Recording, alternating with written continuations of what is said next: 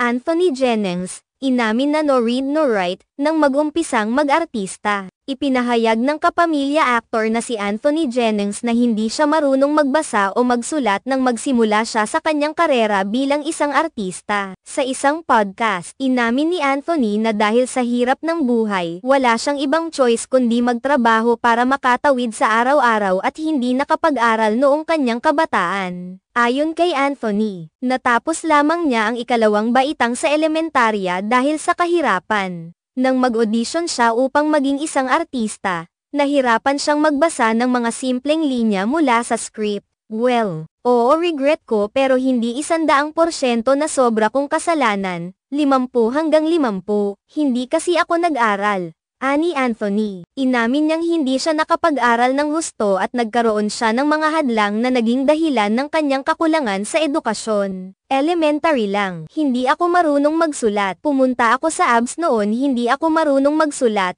Dagdag pa niya, ipinakita ni Anthony ang kanyang pagiging tapat at ang mga sakripisyo na kinailangan niyang pagdaanan upang makatawid sa buhay. Ayon pa sa kanya, bagamat hindi siya nakapagtapos ng pag-aaral, sinikap niyang mag-aral ng sarili at pagbutihin ang kanyang mga kakayahan bilang isang artista. Aminado si Anthony na siya mismo ang nagturo sa sarili niyang magbasa at magsulat. Sana, kaso hindi ako nabigyan ng opportunity. Yun yung at a young age nag-start na akong mag-work na kung ano-ano ang ginawa ko sa buhay ko pero alam ko nasa top of the mind ko pa rin na mag-aral ako after everything.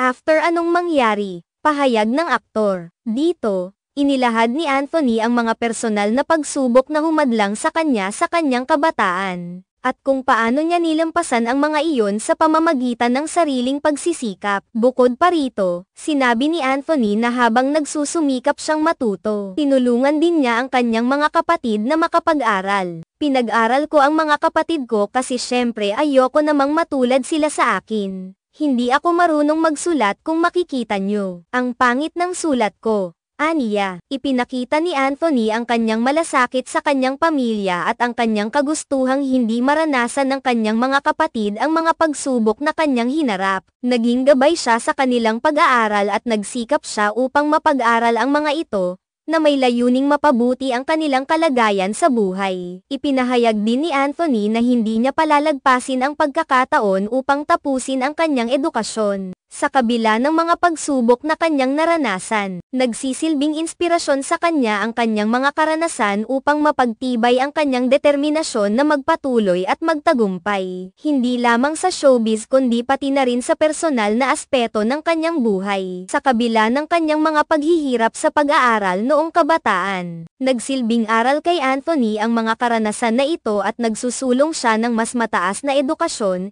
hindi lamang para sa kanyang sarili kundi para rin sa kanyang pamilya. Nais niyang ipakita na hindi hadlang ang kakulangan sa edukasyon upang magtagumpay, at ang tunay na tagumpay ay makakamtan sa pamamagitan ng sipag, tiyaga, at determinasyon.